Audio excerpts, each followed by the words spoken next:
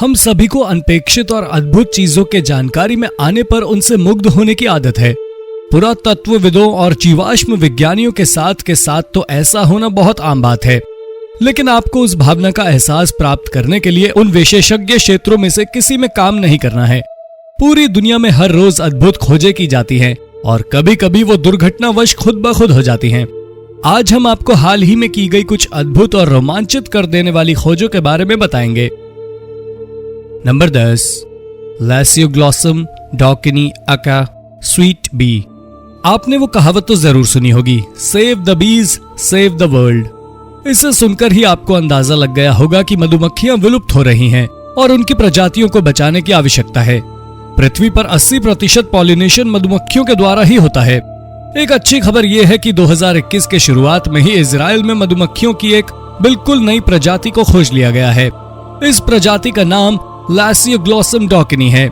ये मधुमक्खियों की हेलेक्टिडे फैमिली से बिलोंग करती है और स्वेट बी के नाम से भी जानी जाती है। नाक से पूंछ तक इसकी लंबाई इंच के चौथाई भाग जितनी होगी। वैज्ञानिक अभी तक इस बात का पता लगाने में असफल रहे हैं कि ये प्रजाति उस इलाके में कैसे आई। इनके बारे में जानने के लिए रिसर्च जारी है। Number 9, glass fishing floats. Oregon America के समुद्र तट पर मिली हमारी अगली अद्भुत खोज अपनी तस्वीर में जैसी दिख रही है, असल में उससे बिल्कुल अलग है। तस्वीर देखकर आपको ये लग सकता है कि कोई इन कांच के बॉल्स को तट पर छोड़ गया है, लेकिन ऐसा बिल्कुल नहीं है।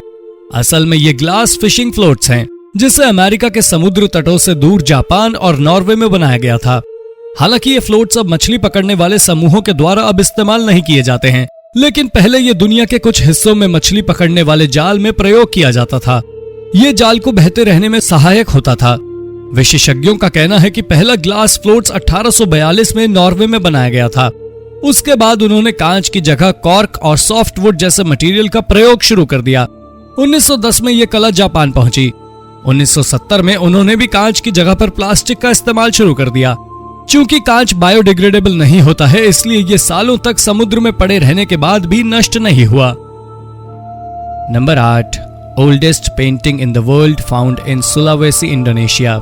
जब से मनुष्य ने अपने आसपास के पत्थरों पर स्थायी रूप से चिन्ह बनाना सीखा, वो तभी से अपने आसपास दिखने वाली वस्तुओं को पेंट करता आ रहा है। शुरुआत सिर्फ लाइन, बिंदु और घूर्णन वाली आकृति बनाने से ही की थी और धीरे धीरे उसने अन्य चित्र बनाना सीखे। जनवरी 2021 में इंडोनेशिया के सुलावेसी द्वीप पर एक गुफा में दुनिया का सबसे पुराना चित्र मिला है। ये एक जंगली सूअर की तस्वीर है और करीब 45,500 साल पुरानी है। ये पेंटिंग पुरातत्वविदों की सुलावेसी की 2017 में खोजी गई लाइमस्टोन कास्ट वैली में अवशेषों की खोज करते समय मिली थी। एक निवासी ने एडम ब्रम और उनकी टीम को बताया कि उस गुफा में प्रवेश करने वाले वो पहले बाहरी मानव थे। इस पेंटिंग के मिलने के बाद ये तो साफ हो गया है कि अभी तक की हमारी ये मान्यता कि चित्रकला की शुरुआत यूरोप में आइस एरा में हुई थी, गलत थी, बल्कि कला की शुरुआत अफ्रीका, एशिया या फिर शायद यहीं इंडोनेशिया में हुई थी। Number 7, fossils of हाइड्रोसेयर। 2013 में अल्बर्टा, कनाडा में एक समूह को एक खराब पाइपलाइन को चेक करने के लिए भेजा गया था, जिसके लिए उन्हें पाइपलाइन के आसपास खुदाई करनी थी। पर जब उन्होंने ऐसा किया तो वो स्पिरिट नदी के किनारे एक 35 फीट लंबे डायनासोर का जीवाश्म देखकर दंग रह गए।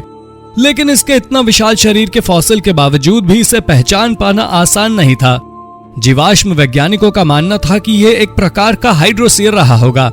इसका आधा शरीर मिट्टी के भीतर दबा हुआ है, जिससे सुरक्षित बाहर निकालना कठिन है। अगर ये एक हाइड्रोसेयर रहा होगा तो अपने बड़े आकार के बावजूद ये जानवरों में खौफ का कारण नहीं रहा होगा। हाइड्रोसेयर बेहद शांत और शाकाहारी जीव होते थे। आज के समय में पाए जाने वाले जानवरों में इसके मिजाज की तुलना गाय से की जा सकती है। पाइपलाइन की खुदाई के समय ऐसी खोजें बेहद आम है।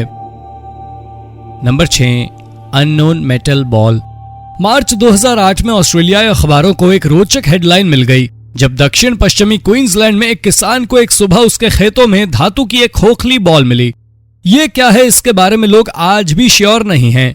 जेम्स ट्यूटन नाम के एक किसान जिन्हें ये बॉल मिली, उनका कहना था कि यह किसी अंतरिक्ष यान का हिस्सा है। लोग उनकी बात से सहमत नहीं थे, क्योंकि स्पेस शटल के हिस्से आमतौर पर समुद्र में गिरते हैं। जेम्स ने नासा को भी संपर्क किया था, लेकिन कोई जवाब नहीं आया। हालांकि जेम्स खुद को लकी मानते हैं कि यह उनके घर या फिर उन पर नहीं गिरा। Number 5, unknown skulls. ये अगली अद्भुत खोज या तो फ्रॉड हो सकती है या फिर इस बात का सबूत कि नाजी दूसरे विश्व युद्ध के दौरान कोई बेहद रोचक और अजीब वैज्ञानिक प्रयोग करने में व्यस्त थे। माउंट बॉशिक रूस की एक गुफा में सन 2016 में मनुष्य के स्कल जैसी आकृति वाले ढांचे के साथ एक ब्रीफकेस भी मिला था। ब्रीफकेस में एंटागा रीजन का एक रंगीन नक्शा भी था जिसमें 1941 की तारीख लिखी थी। ब्रीफकेस पर ऑनर नैनोबी की मोहर लगी हुई थी। क्या ये स्कल्स उसी के द्वारा छोड़ा गया था जिसने ब्रीफकेस रखा था? ये स्कल्स किसके हैं? कुछ लोगों का यह भी मानना है कि एलियन के हैं। इन्हें खोजने वाले वैज्ञानिक और पुरातत्वविद व्लादिमीर मेलिकॉक ने इनके खोने के डर से इसकी रिसर्च का जिम्मा किसी और को देने से इनकार कर दिया था। शायद इसलिए हमें इसके बारे में ज्यादा कुछ पता नहीं चल पाया है। Number 4, oldest fish fossils. नई खोज करते समय पुरातत्व और जीवाश्म विज्ञान के बारे में एक दो बातें ध्यान में रखना बेहद जरूरी होता है। आपको सिर्फ तीक्ष्ण नजरें और जिज्ञासु दिमाग चाहिए होगा। ऐसा ही हुआ जब एक 10 साल के टूरिस्ट बच्चे को 2018 में कोलंबियन मोनेस्ट्री में 90 मिलियन साल पुराना मछली का अवशेष मिला है। ये मठ में लंबे समय से रखा हुआ था, लेकिन छोटे बच्चे से पहले किसी ने इसके बारे में जानने की जहमत उठाना सही नहीं समझा। बच्चे ने इस फॉसिल की तस्वीरें ली और नजदीकी म्यूजियम में दिखाई। म्यूजियम वालों ने अल्बर्टा यूनिवर्सिटी को संपर्क किया और फिर इस पर खोज शुरू हुई और पता चला कि ये साउथ अमेरिका के सबसे पुराने फिश फॉसिल में एक है। कैडुलैरिंकस पेडोलाई नाम की इस मछली से समानता रखने वाली प्रजातियां अब नहीं बची हैं, लेकिन कुछ हद तक से बैराकोडा से कंपेयर किया जा सकता है। Number 3, mummies galore. Saqqara Egypt में ममी के साथ 100 से अधिक सील किए गए ताबूत पाए गए हैं। खुदाई जारी है और अधिक ममियों की संभावना मिलेगी। 2020 की गर्मियों के बाद से मिस्र के पुरातत्वविद सक्कारा की जगह पर दफन शाफ्ट की एक श्रृंखला की खुदाई कर रहे हैं और उन्होंने कभी कभी ममी के साथ सील किए गए ताबूतों की बढ़ती संख्या पाई है। 14 नवंबर तक ममियों वाले ताबूतों की संख्या 100 से अधिक थी और खुदाई जारी है और अधिक नई खोजों की संभावनाएं मिलेंगी। मिस्र में कब्रों को अक्सर प्राचीन और आधुनिक दोनों समय में लूट लिया गया था और इतने सारे अस्तित्वहीन ममी के साथ सील किए गए ताबूत अवश्य एक हैरत अंगेज खोज है। Number 2, biggest pre historic monument in the UK. UK में सबसे बड़ा प्रागैतिहासिक स्मारक 2020 में सामने आया था, लगभग 4500 साल पहले नवपाषाण काल के दौरान। इसमें 20 विशालकाय छेद होते हैं जो पहले के बाड़े के घेरे की सीमाओं को चिन्हित करते दिखाई देते हैं। छेद में से प्रत्येक 32 फीट व्यास और 16 फीट गहरा है। छेद 1.2 मील तक फैला एक चक्र बनाते हैं और 1.2 वर्ग मील से बड़े क्षेत्र को कवर करते हैं। ये इतना बड़ा है कि इसके मध्य में बीचों बीच यूके में सबसे बड़ी हेंच डरिंगटन वॉल्स है। ये पता नहीं चल पाया है कि छिद्रों का विशाल चक्र क्यों बना गया था। ये हो सकता है कि इसने एक प्रतीकात्मक अवरोध का गठन किया जिसमें समाज के कुछ सदस्यों को बताया गया कि वो डरिंगटन वॉल्स के कितने करीब पहुंच सकते हैं। एक अन्य संभावना यह है कि गीले मौसम के दौरान पानी को रोक कर रखने के लिए छेद का उपयोग किया गया था। इन्हें बनाने का कारण कुछ भी हो, पर ये अपने आप में अनूठे थे। Number 1, tomb of Romulus. फरवरी 2020 में पुरातत्वविदों ने रोमन फोरम के सीनेट हाउस के नीचे रोमुलस के मकबरे की खोज की घोषणा की। लेजेंड्स के अनुसार रोमुलस ने रोम की स्थापना 8वीं शताब्दी ईसा पूर्व उन्हें और उनके भाई रेम्यूस को बचपन में छोड़ दिया गया था और उनका पालन पोषण एक भेड़िए ने किया था। जब ये युवावस्था में पहुंचे तो दोनों भाइयों में विवाद हो गया कि किस पहाड़ी पर रोम बसाया जाए और रोमुलस ने रेमस को मार डाला। आज अधिकांश इतिहासकार इस कहानी को पौराणिक मानते हैं और संदेह करते हैं कि रोमुलस वास्तव में अस्तित्व में था भी या नहीं।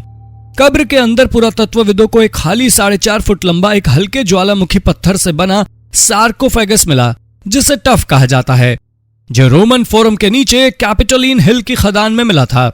भविष्य में खुदाई से इसके बारे में अधिक जानकारी प्राप्त हो सकती है। तो दोस्तों, ये थी हाल ही में खोजी गई कुछ बेहद अद्भुत और रोचक खोजें जिनके बारे में जानकर आप भी रोमांचित हो उठे होंगे। दोस्तों, ऐसी ही और रोचक जानकारी पाने और हमसे जुड़े रहने के लिए हमारे चैनल को सब्सक्राइब करना ना भूलें। धन्यवाद।